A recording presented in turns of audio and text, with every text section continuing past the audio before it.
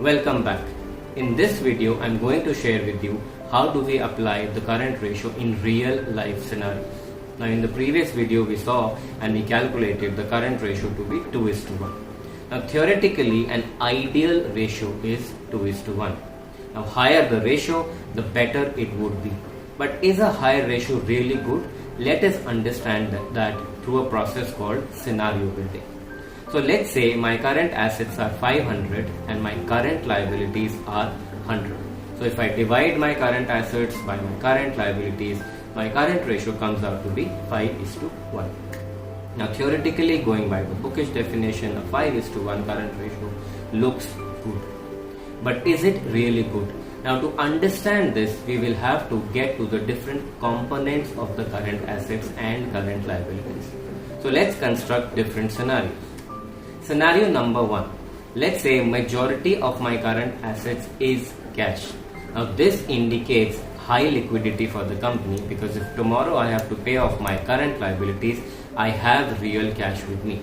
So on the one hand, this looks to be a good ratio, a strong ratio, but on the other hand, there is also a counterintuitive element to this, which is the company has cash and it is not using that cash for the right purposes, which means the cash is lying idle.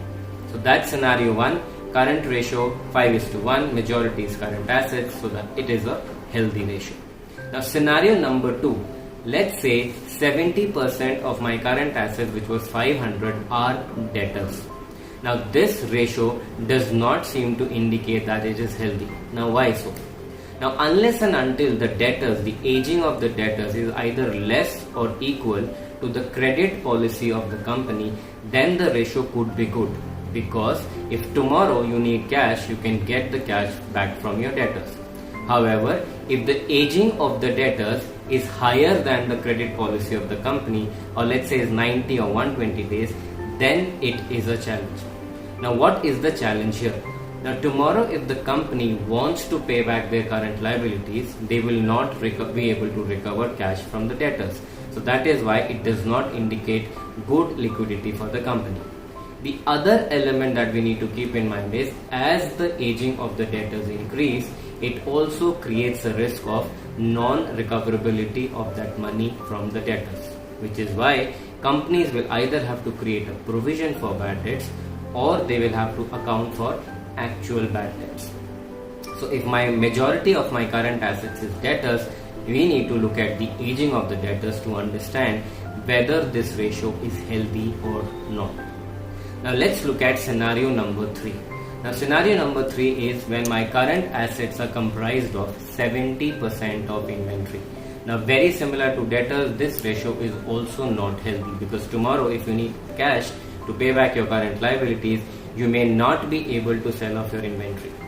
Now if the company desperately tries to sell off the inventory and offers discount, that would mean that the company would reduce the gross margin on the products, which will also put pressure on the overall profitability of the company. That's scenario 1. The second scenario is if the company does not sell the goods at a discount and the company is not able to sell the inventory, then it would mean a few things. One is company would have to continue to incur holding cost. Company would have to incur cost of any provision for obsolescence of inventory, actual obsolescence of inventory. And the third element is if the inventory is not selling, we already have funds blocked. Now that will also impact my working capital cycle. So if majority of my current assets are inventory, then that also is not a healthy ratio. So we've looked at 3 different scenarios. If majority is cash, it is good. If majority is debtors, we need to look at the aging of the debtors.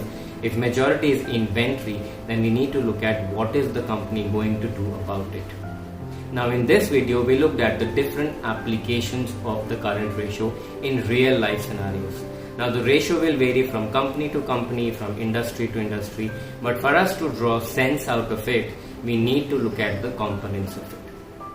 Now when you learn with Edulite, our teachers who are themselves chartered accountants with rich and diverse finance and accounting experience, not only they help you to clear your concepts, but also gain practical knowledge of how these elements are used in real life. Now think about it. If you get both the elements right, You're not only developing strong conceptual knowledge, but you're also gaining real practical insights of how companies in real life scenarios do it, not just how theoretically ratios are interpreted. Now in the next video, I'll talk about what are the kind of questions you can expect in the exam when it comes to current ratio.